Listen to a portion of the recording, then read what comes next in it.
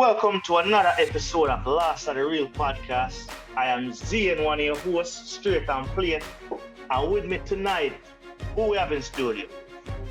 Of course, you know, we have Parental Snipe in the building. Don't know Ryan Anderson, Sir RT3 Media. Big up.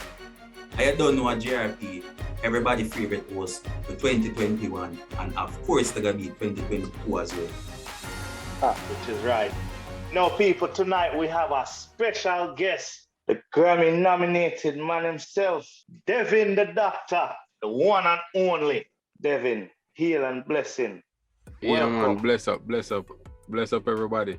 Before we start, just want to say enough thanks and respect for taking the time out of your busy schedule to be on our podcast.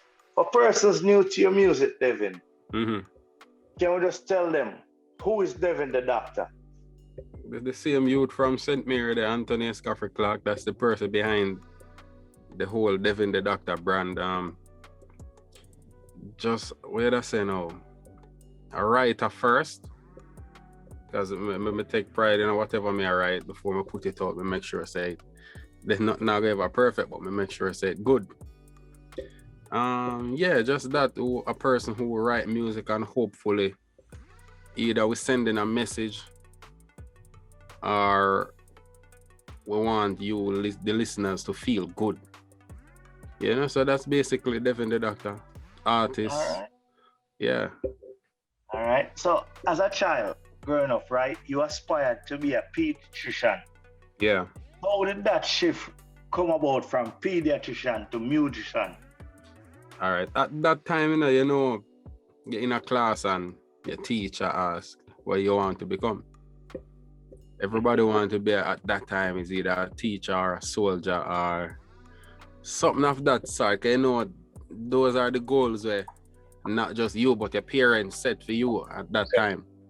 True. Yes, at that time now, I wanted to be a pediatrician because I can remember when I go Eva Hospital, the lady that took care of me, you know, just that vibe, just how she nurture young kids. I just wanted to be there for kids just like that. And the way how she took care of me, you know, so. And then after that now, that was like 6th grade when I first wanted to become a pediatrician. Then after that now, 7th grade now at St. Mary High School, you know, you're introduced to more kids from wider areas in the parish now, because your primary school are really kids more in your community, your town. So when you go high school now, you know, you have kids from even different parishes I travel to, because that was the top high school in the parish, St. Mary High School. So yeah, just being around them, you get new friends. You start just experimenting with your vocals. You know, you sing over people's songs when you're younger, and now at this point now you start to try write songs for yourself. And then after that now, singing it to your classroom and then concert. The thing what we call now forward, the forward of me get from that, I know is like that just take over my body and I just want more of that. You know, and then the passion for that just overgrew becoming a pediatrician. However, I still wanted to give some form of healing. You know, I still wanted to nurture people through the music, same way. And hence the type of music you hear me release most of the time. So yeah, man, we still can heal them through music, man. Right. Rate them in today. Yeah. No. Was your parents pleased with your decision to become a musician? All right, my type of appearance are the type where if me even tell them, say, I want to go fly a plane, them I go buy the plane, give me and say go fly it. Very supportive. If I want sell bag juice on the roadside, then buy me the first 3 bags. As long as it's within the law and it make me happy, 120 million% support me I get from them. At no point them ever frown, or at times they don't know music is a thing we're kind of unsure. Not kind of, music is unsure. You know, like in every other job, you not feel like your doctor, you not feel like your teacher, but them I get them pay them on time. But if you don't like this artist, him not get no money. You get me? So you don't know it, them I go always prefer you travel the safer road.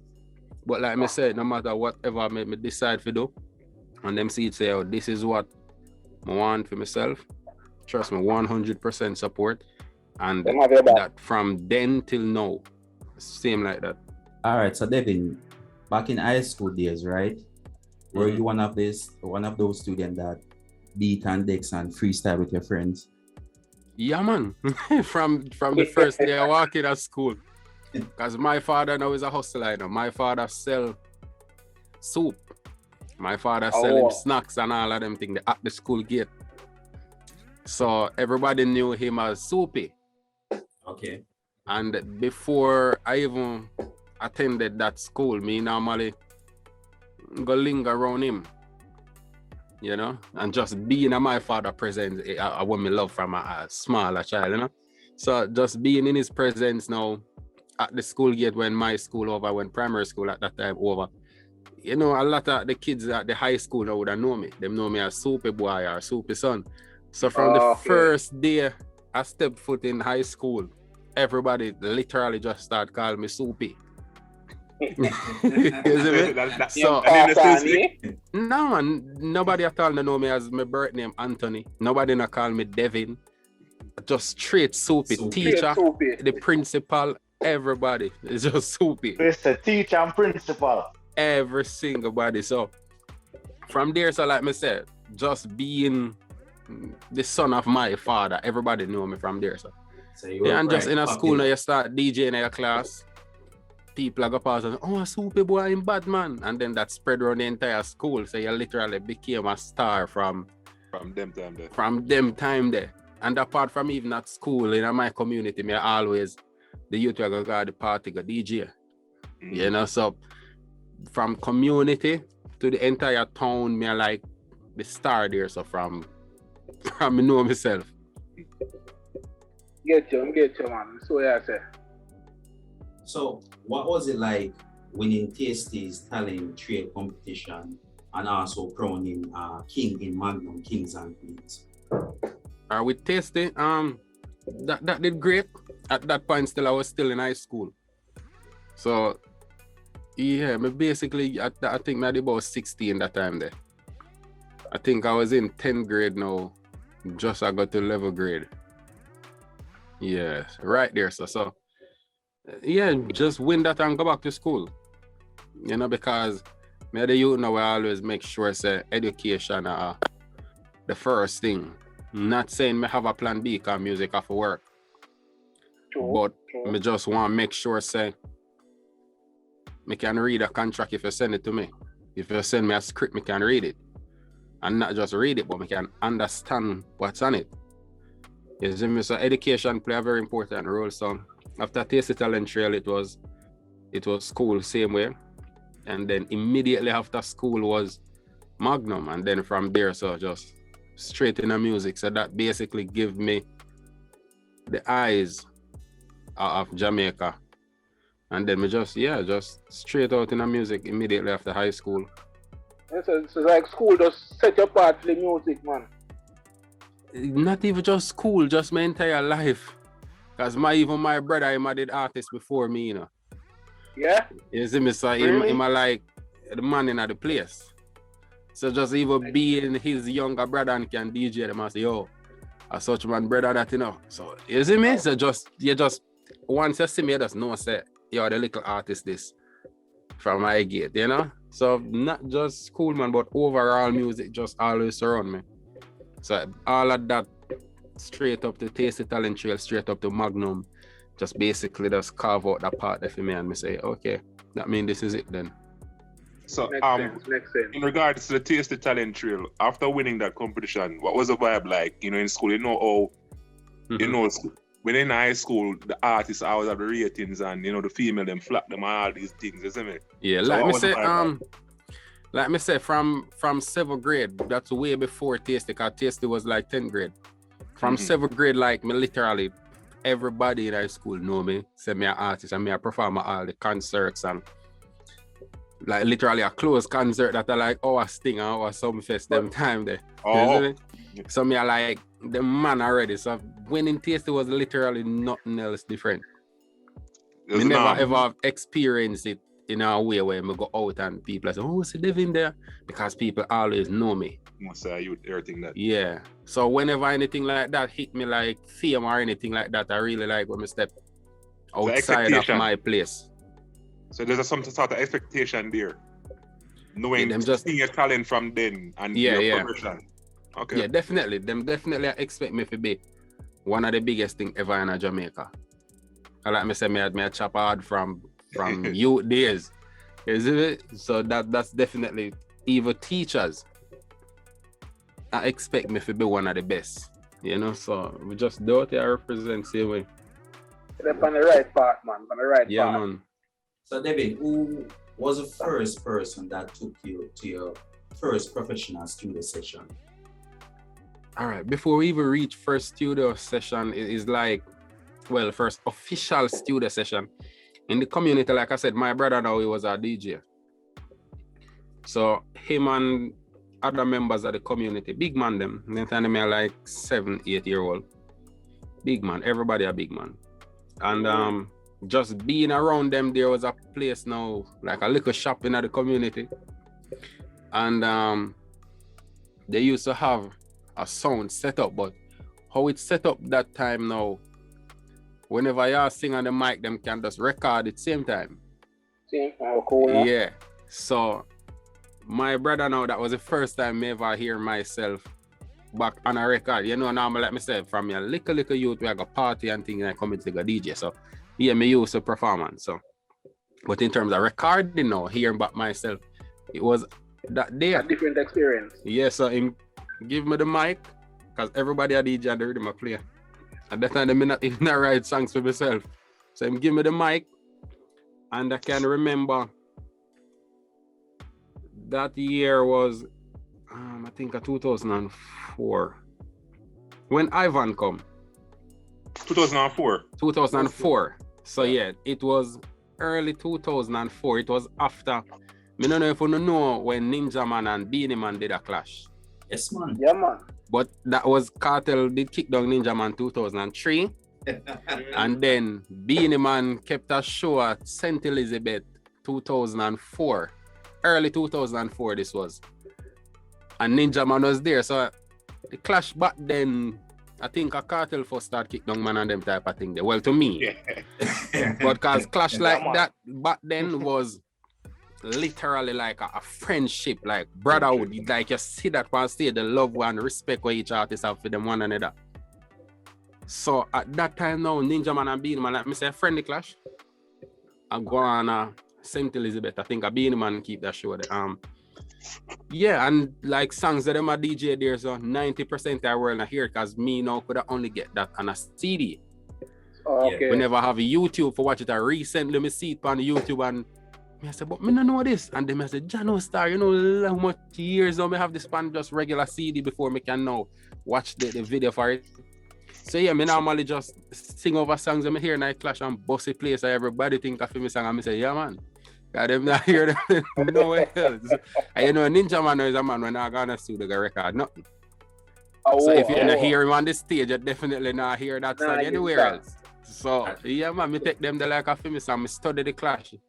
Everything will be in his with Ninja, so I'm just put them together and create a wicked piece of tune. And at that time now, like I said, me never know them I record it. And then after that now a party keep and them play it. And that's the first time that me hear myself over the sound and run. You say yourself. What? Me run like me. I said, no sir. I can't me don't want nobody see me. Them a bossy place, but me just don't know how to process that yet, you know?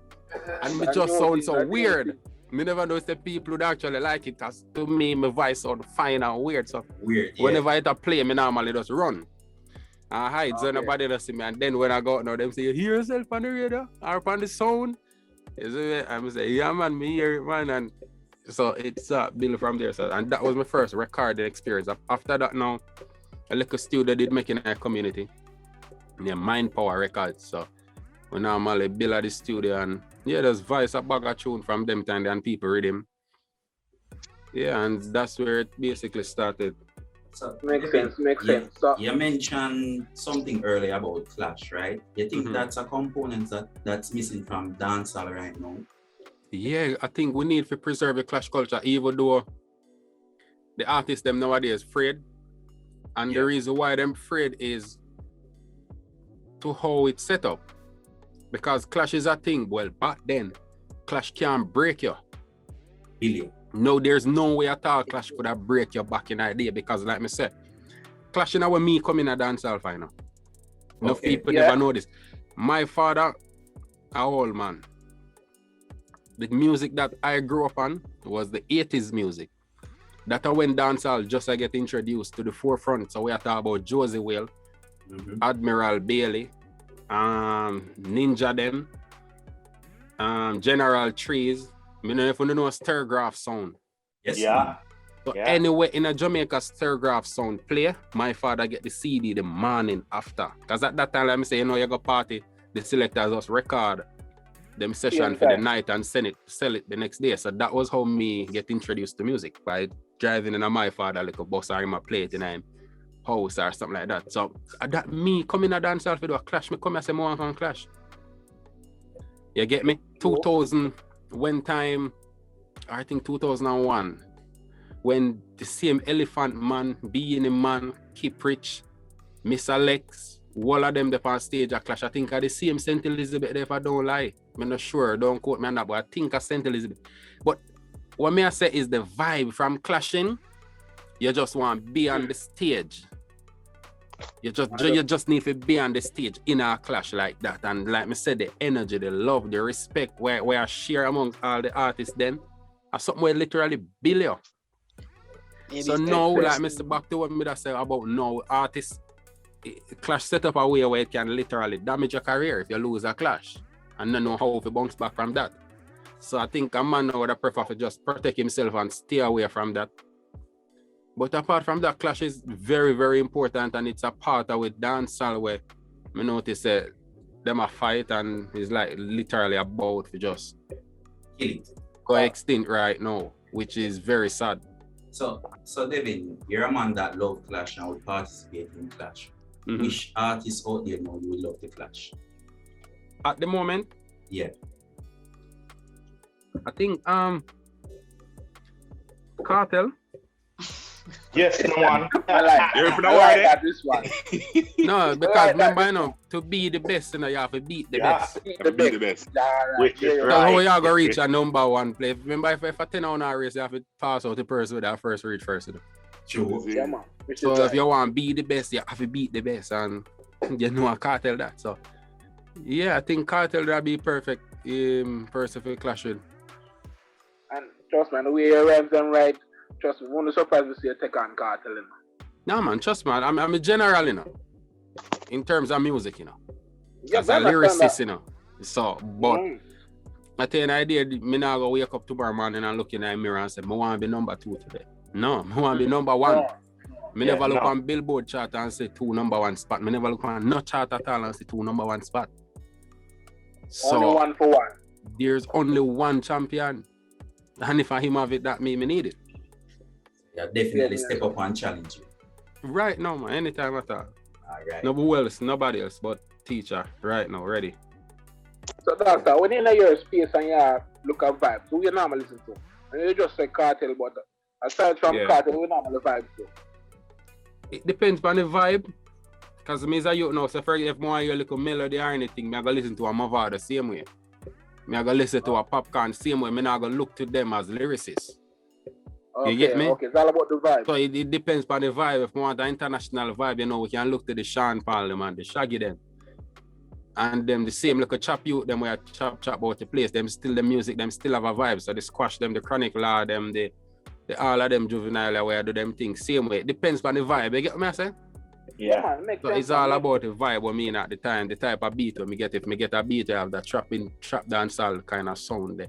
You have to listen to what I play now. You have to listen to all of the little youth them where I do them thing. And if it's a thing where the original dancehall, you have to go back to your 90s, right? That's if you go listen to what did I go on at that time. Yeah, so that's basically my approach. Like I say, just listen right across the board.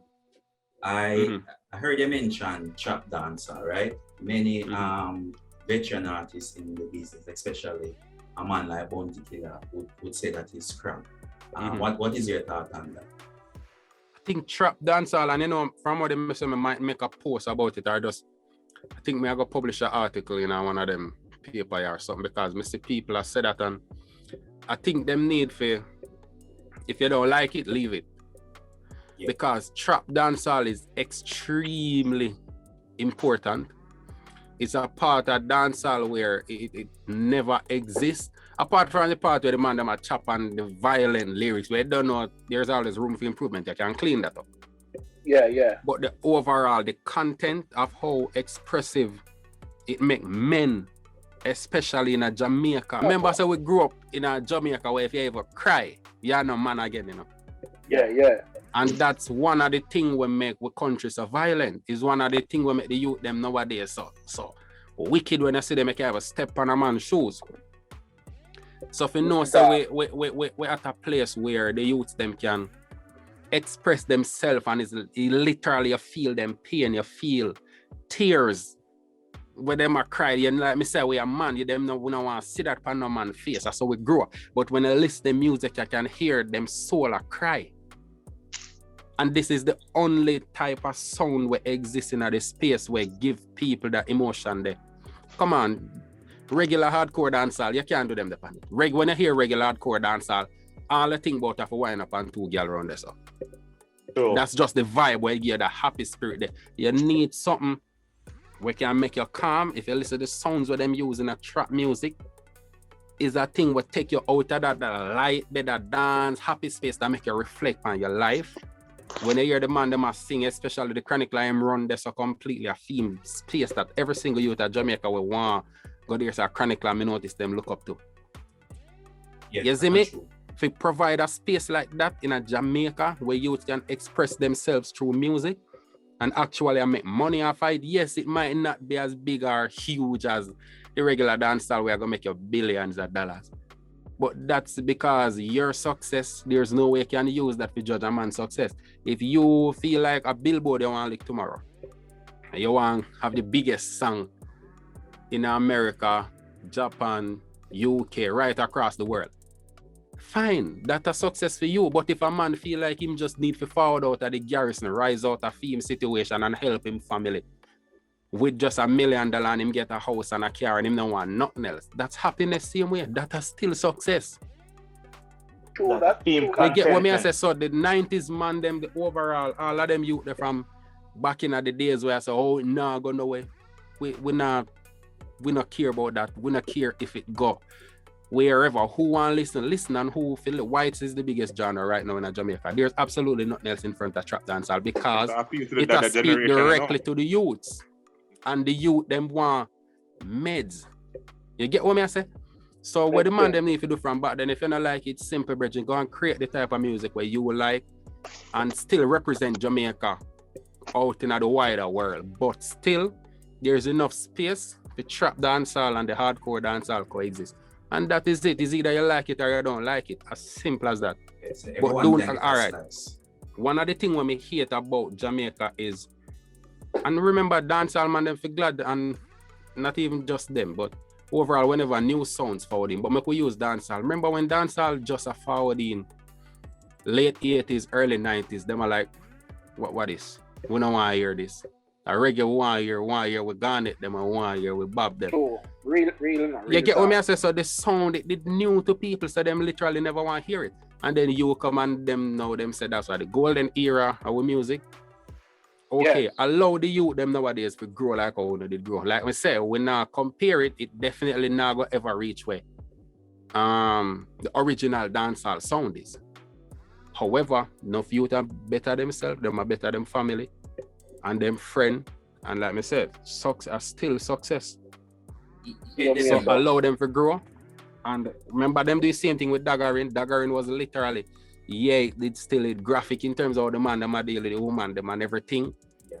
But overall, if you listen to the music at that time, the sound, the tempo, it was completely different from Wagwan.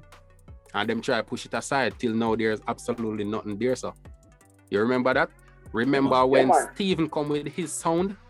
Yeah. How Stephen raised the tempo and I see him exact way them I say, what is this? Criticism. You get what me say is like every time something new forward, them try push it aside. So because of that, dancehall not have no picnic. Reggae give with dancehall not give with nothing at all. Because what they so it's the genre stuck right there. So they might expect the sound to always remain like the 80s, the 90s. Yes, it is good to keep that, but you gotta always have people where do that side, but allow the other youth them to do them little thing. Evolution of music. It's just the evolution, like me say, everybody not gonna like it. So just don't fight it, just allow them to grow. Them will make money. You will make money. If you got a bank with 100,000, where you get from original dancehall, and me do 2 trap dancehall dub plate and go with 100,000. Which one more? 100,000. See 100,000. You see me? So just allow the youth them and make them do them thing. If you don't like it, just do what you like and put you out to the world and represent Jamaica. So the perspective should then be on seeing the youths elevate and not That's just it. And like me say in terms of trap dancehall, if the youth them are listen to this now, what me personally would have liked if you hear, yes, be more expressive and all of that, yes, but the violent thing and the chopping thing and all of that, you know, at least spread a little light with it, because you find out that a lot of youth are listening for a pod. The chopping and everything are just the energy still, you know. Because enough man will even not sing it, and because you put out a chopping song, and me even good all start sing say me a chop. Me never chop a thing more than piece of lemon me live a St. Mary. Me I say, but I just the vibe. Yeah. You see me? So you can't do even not them for that. You have to just like me say, just allow kids to be kids. As simple as that. And like me say, the youth them can clean it up a bit and see how we can package it and put it to the world. If them not want it, them leave it. People did every music have its own market. So but that's the issue now, Devin. They're saying that this new form of dancehall is not selling. It's not off sell. That's what me are saying, not off sell. Like where them are expect the 10,000, and if we are gonna be honest, tell me the biggest dancehall song from the 90s or the biggest artist. Shabba Rankin, right? Yeah. Look on the song them a Shabba Rankin hit with. Now be a crossover hip hop R&B type of song them jump on. Yeah. So what them are gonna tell we say? Tell me one of them hardcore dancehall will really cross over and hit the charts. Tell me one. You have to go research it. But you can always remember the Shabba Rankin them with them crossover with the hip hop artists them. Being them Bounty Killer, them have to go with the No Doubts. Exactly. Them have to go with the Maya. Yeah, and the Fugees as well. Mr. Lover, man. Shabba. Nothing to do with art dancehall. If I want to know what you do that, so yes, you will represent dancehall on it, but listen to the beat. If that we are gonna talk about R&B. So uno been do it. But as times change, things evolve. Times has changed, and like me say, them now allow the youth them to breathe. And like me say, in every genre, you have a little sub-genre where speak directly to just a little niche there. People want to hear it, and youth can make money off of it. If you work with a major label, that's, say, for example, in this case now, hardcore dancehall. But if you work for a major label and you will sell 100,000 record, out of that $100,000, you know, you might get, say, $10,000 for yourself. And it's 100,000 record you sell. And if me I do my little trap dancehall now and I my little niche run here, so me independent then. And me sell it to 10,000 people. Me keep all of that 10,000 for myself. Me reach less people, you reach more, but we are really the same thing when it boil down to. You only reach them out there, but it not even benefit you financially for that them I talk about sell. If you put money in their pocket for say all of it, if I money them I go talk about then. You get what me I say? Yeah, man. Yeah. So if I money them I go talk about, it still not even make sense. Like me say, success for you might mean you want to go on billboard. Success for me might mean me just want billboard, put my name on it, and take my family to a garrison. I still success. Nice. So as simple as that. Yeah. As I said that, one thing I've learned when you are starting a career is always looking at who has gone ahead of you to be inspired. Their success. So who inspired you as you took up dancehall? All right, so let me say the first time I was introduced to the sound of dancehall was was the 90s, not 90s, before 90s. Since my big man, I go research 90s music, you know. Because like I said, that never ever playing in my space, no time. My father straight 80s, man, and if it's not the 80s, stir-graph type of youth, them, a straight reggae. You see me? So that was the sound I grew up on. The first dancehall artist when me can remember myself, when me say, this man is my artist. Like I say, apart from the 90s, but the 80s man, them, was Mr. Lex. When them do a song, I say, everything now we give them full 100. Now man, Mr. Lex was my first favorite artist ever. Full 100. Recently, me the country St. Mary, and me look on one barrel. You know, then time that barrel people have them put clothes in. Yeah. And me still have full 100 right, and like a full 100 of my slang them time. Straight. Mr. Lex was my first favorite artist ever. But even full 100 didn't that have a hip hop type of style to it? No, I think I'm more dancer. But like I say, most of them think them still have them little hip hop groove because people still was inspired by Wagwan over suckers them want to hit the charts. Because the video was a hip hop style video. Me never watch music video them time there. Oh now when we see what when I grew up, it was that, you know what I mean? So that the influence was there. Them are the straight audio me I hear. I recently me get YouTube and start watch music video. Well, since YouTube come out like late 2000. But yeah, at that time, Mr. Lex, I just the greatest thing me ever hear. Then shortly after that, now my brother fought in with, I be a CD them time, and I saw a CD player where I use now. Yeah. Swamp King. I don't know if you know Swamp King. It was a sound. You have Swamp King now where. And then you have Cash Money. Oh no, Cash Money. Scratchy B. Yeah, but before we reach this Cash Money now, a Swamp King. I think it was a sound they named Swamp King. So one clash did that go on. And then even Cartel did that clash with our DJ Khalid, and them time the DJ Khalid a selector, you know. Yeah, man. A selector Jamaica them time, you know. So at that point now, me hear on the Swamp King CD there, me hear the youth, you know, when name Vibes Cartel. And from that day, I never have a next favorite artist. Yeah, man, I hate that. Once me hear that Bridging Cartel, and then after that now, Dan Carleone with you know me call them type of sounds they know. Me say no sir. This you call music. They take body girl them and all of them there. Me can't even remember when time at that then time me I try say me a dancer. And when that tune that take body girl tune the Japan, cause my yard now a country literally they across. Me step across when me up on the school play field. So when the girl them forward cross and now and me walk on, they were them there and I watch them are practicing and them look short up close down them. I say, oh, that look you a cute here, little bit them time and I talk about 6-year-old them time, you know. I put on some dancing for them.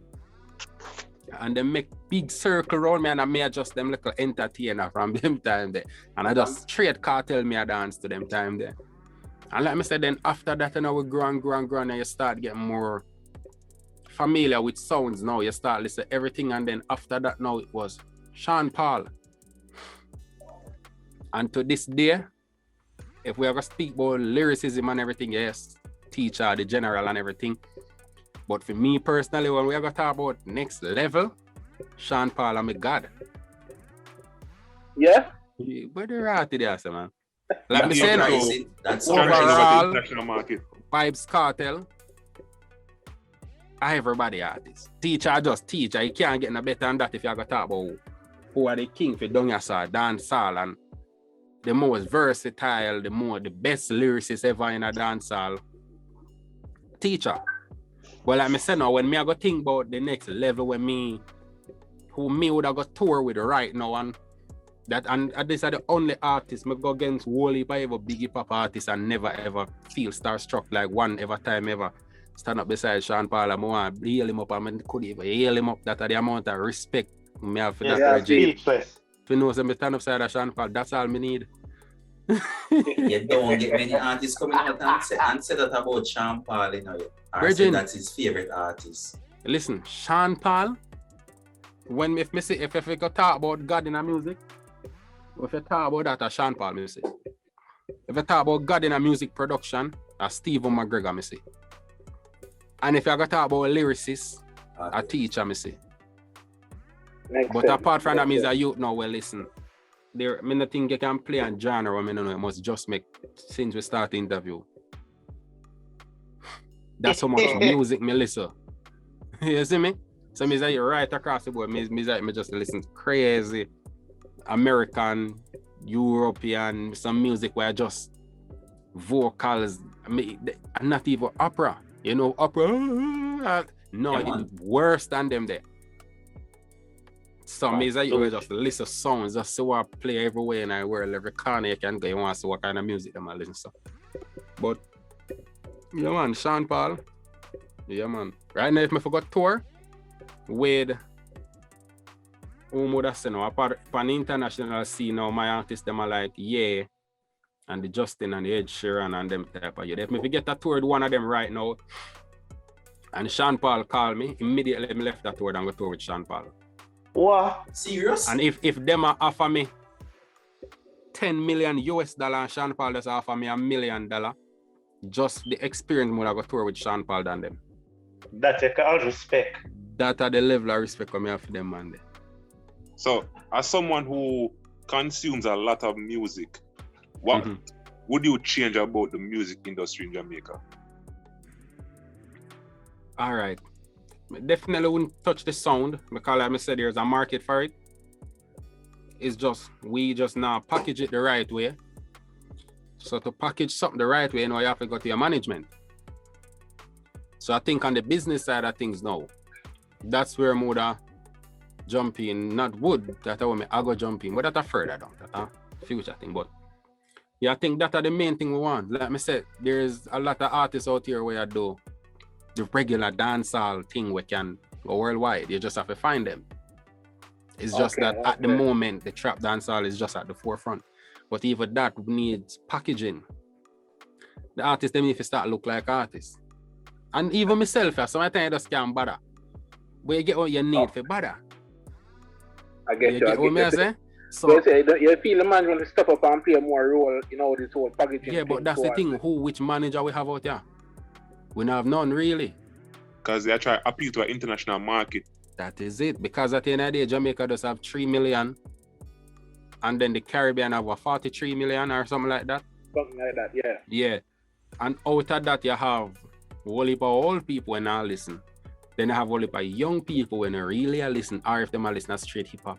So conscious-minded people can say, oh, dancehall, me I go listen. Just in our diaspora, New York supposed to have like, about 2.3 million Jamaicans. The entire tri-state here of Florida, LA, you look on.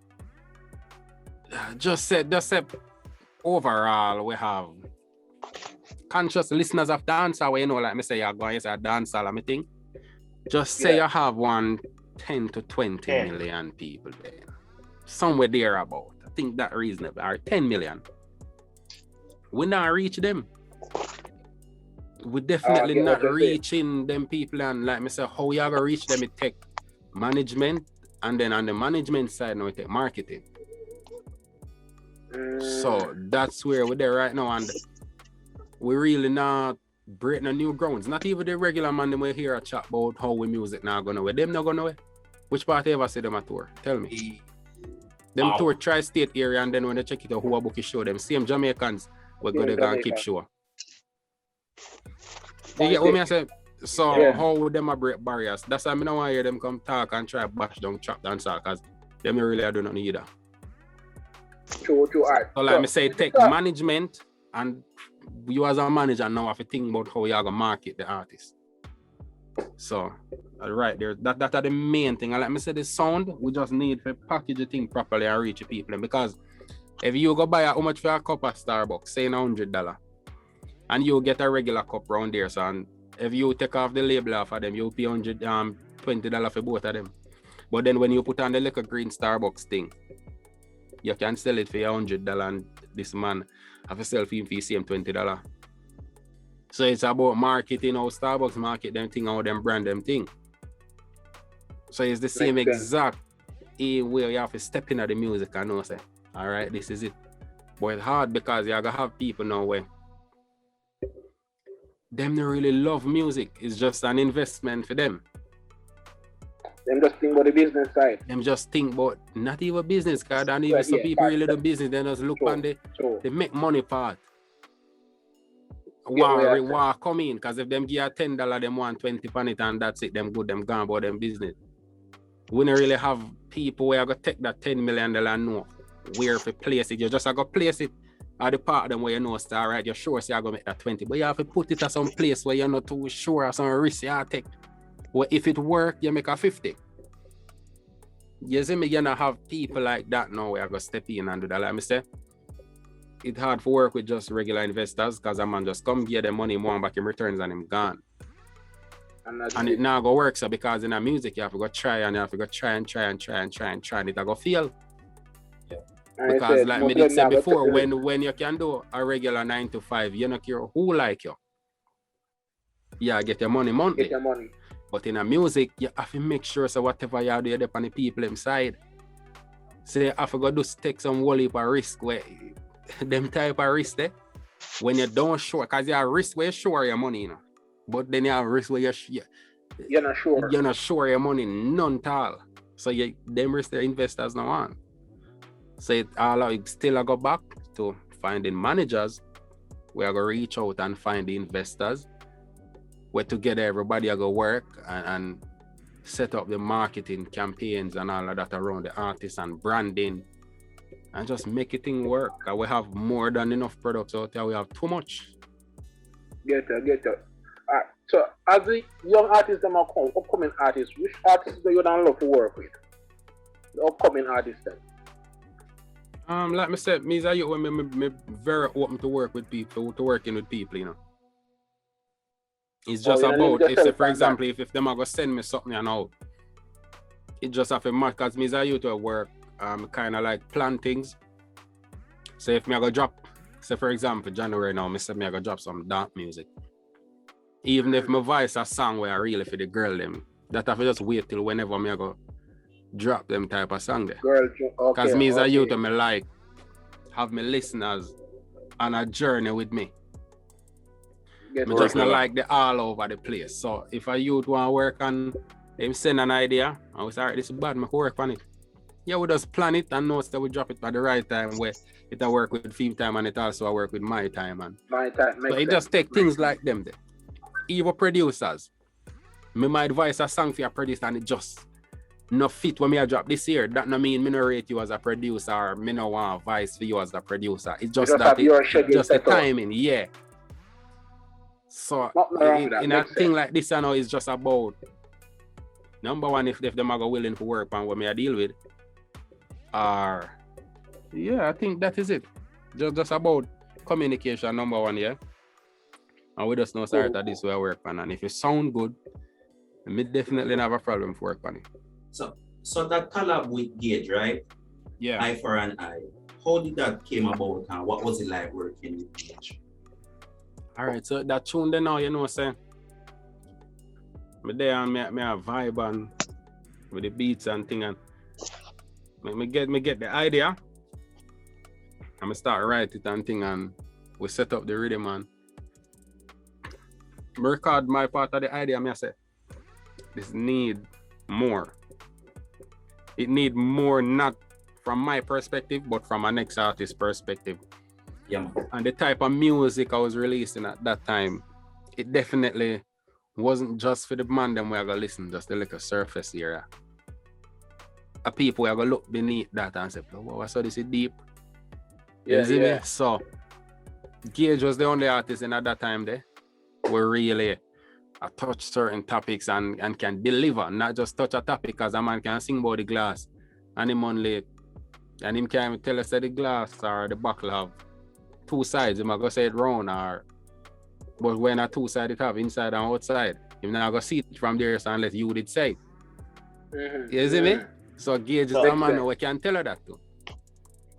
So Devin, me reach out and immediately him say, yeah man, me could do something, man, and just vibe it and shelf him part of it, and we just link up and shoot the video. No, I have a question about that song. Yeah. Because I think Eye for Eye is one of the best songs for a long time. And I do believe that Gage was the perfect person for that song.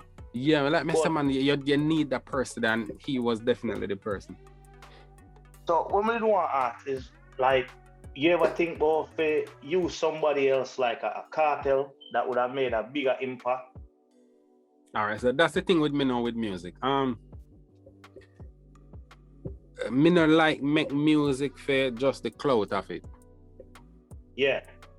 If me hear a youth literally just out of nowhere, we can bring a specific sound to a song, I him more on it, and there's no way you can give me Cartel on it as much as more like to do a song with the world greatest thing, not just him but everybody else, who are the biggest thing in our world.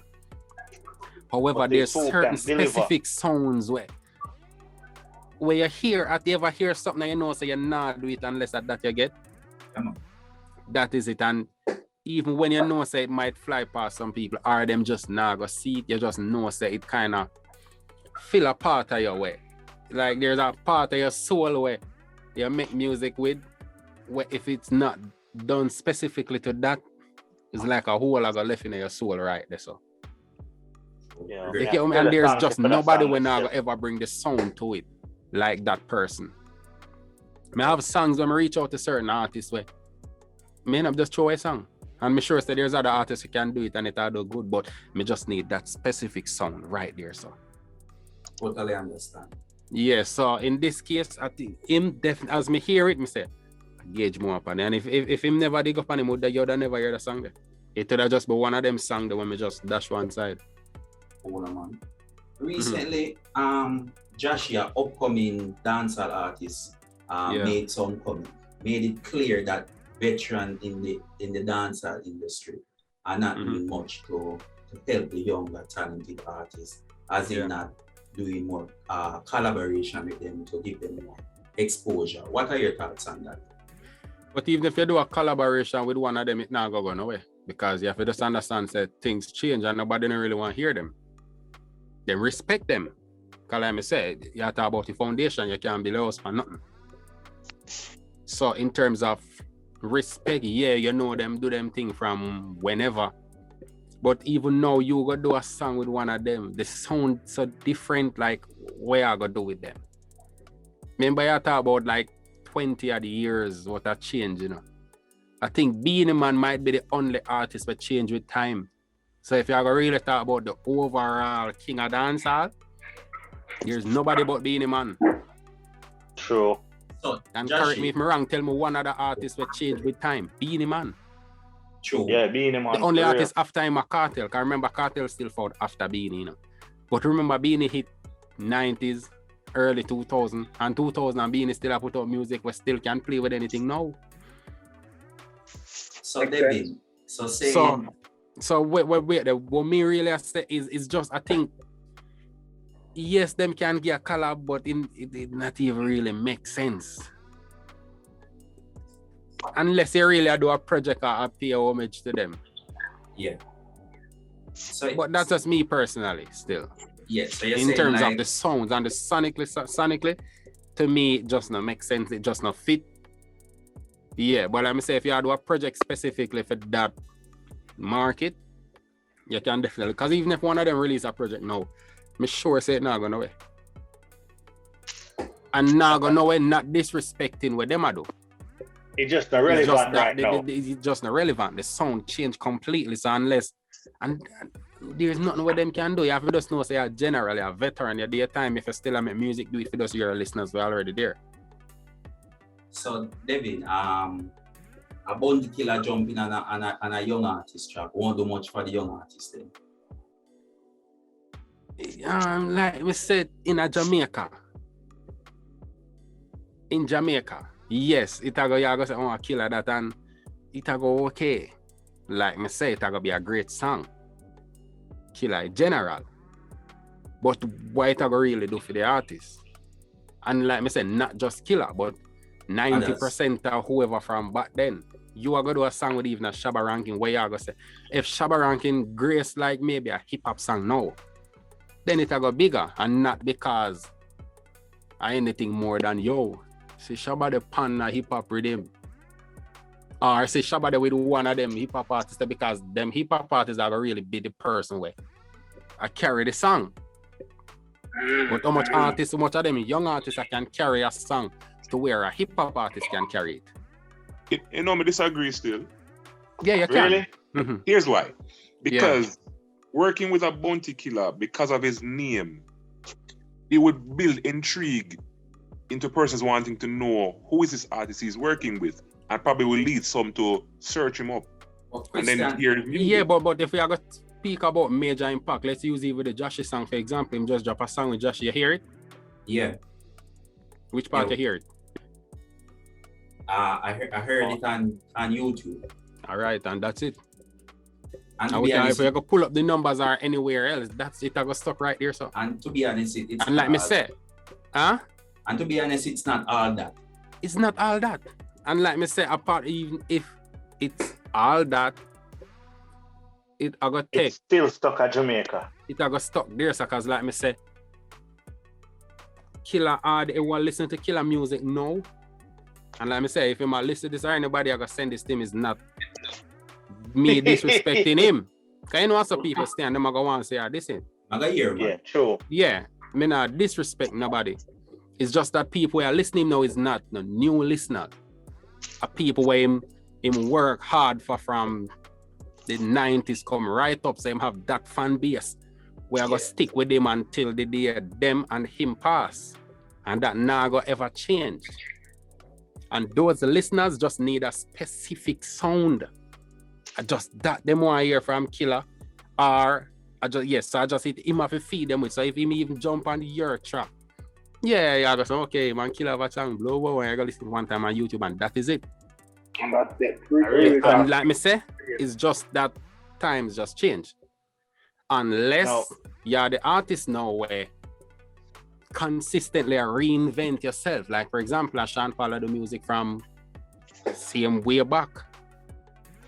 But he's a man where always find himself in a space where he's either him jump on a collab or keep him relevant.